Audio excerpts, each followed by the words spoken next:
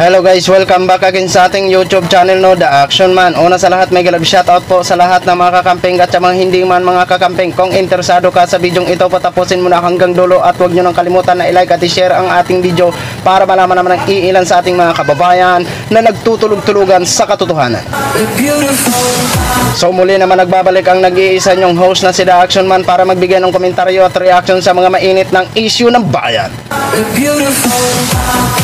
So ito ho mga ka-action, mga kakamping no, may gusto lang po ako na i-share ho sa inyo mga ka-action no, regarding po ito sa one-on-one interview ni Sir Christian Esguerra at saka kay Arturo Las Cañas ho mga ka-action. O ito po, sure na daw ho ayon kay Las Cañas no. So courtesy po kay Sir Christian sir, sana po i-approve nyo po ang paggamit ko ng inyong video po sir ha. Ayan, audio lang po madalas ang inyong mapanood para respeto na rin kay Sir Christian ho mga ka-action, pero mapapakinggan nyo po ang kanilang mga boses, okay? So ayon dito po kay Arturo Las Cañas mga ka-action, sinabi po ni Arturo Las Cañas na kahit mamatay man siya bigla, pero tatayo at tatayo ang kanyang mga isinulat po mga ka-action.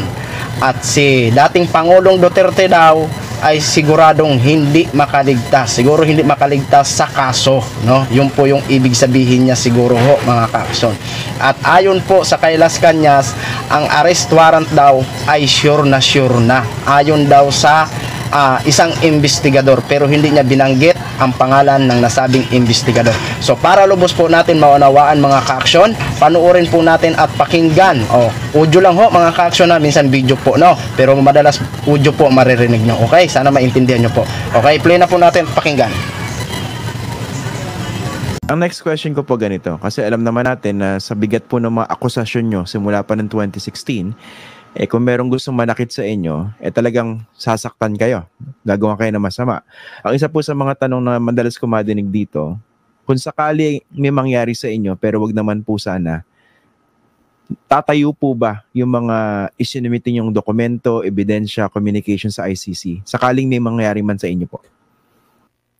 Yes, inassure ako nito ng mga prosecutor and investigators at the conclusion of the pre-trial interview and investigation with me. Kahit anong mangyari sa akin, mamatay ako bigla, si Mayor Rodrigo Duterte ay hindi makaligtas. Tatayo at tatayo ang lahat kong sa sinusaboy, sinusulat, at sa nilagay ko sa 186 pages computer print affidavit ko. Walang masayang po dito. Okay. Kasi dito sa Pilipinas, usap-usapan na baka raw maglabas ng arrest warrant na yung ICC. Kaya raw medyo nag-iingay na po yung mga Duterte. So kung nasusundan nyo po yung mga nangyayari, so there was one Sunday, nagkaroon po ng big rally sa Davao City at pinagmumura ni dating Pangulong Duterte si BBM, tapos nagsalita yung kanyang mga anak against the sitting president. So ang basa ng iba dyan, baka raw nakakaramdam na ng takot. At ito rin naman yung binabanggit na na concern ni Harry Roque na may nakakarating na balita sa kanila. Ang tanong ko po sa inyo, kasi kayo yung kinakausap dyan ng ICC, ano po ba yung mga nakakarating na information sa inyo? Mukha po bang may lalabas na arrest warrant against the former president? Well,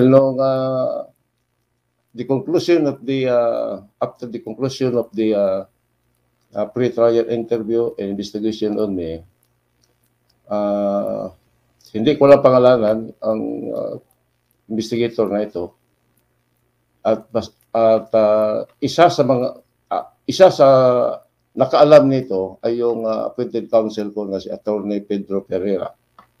Sure na ang warrant of arrest ni Digong Duterte. Mamatay man ako o hanggang buhay pa ako, hintayin ko talaga na ma-release ang warrant. When you say sure na, ano yung nakakarating na information sa inyo? How soon? Will it be this year? In a couple of months?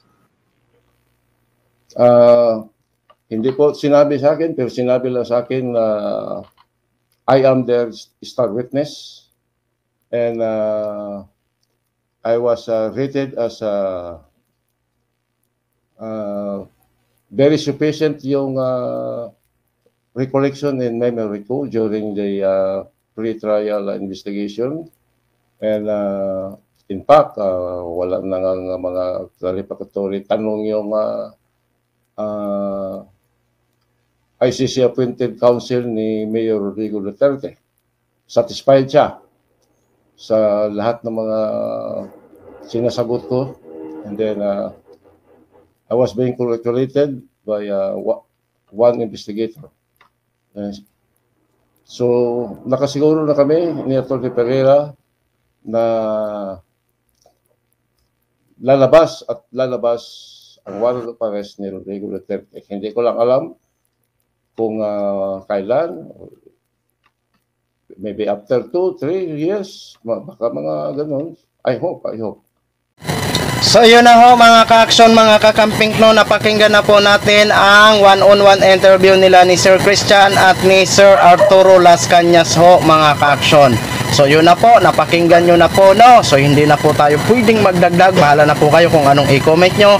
Basta ang masasabi ko lang ho dito, katarungan lang po ang gusto nating malaman. Kung ano po ba ang katotohanan, kung ito ba ay totoo ba ang lahat ng paratang ni Arturo Las Cañas. At sana po wala naman po sanang masamang mangyari dito kay Arturo Las Cañas ho mga ka-action no. Basta tayo po ay gusto lang talaga natin malaman kung ano po ba ang totoo nung panahon na pinatupad nila ang war on drug no.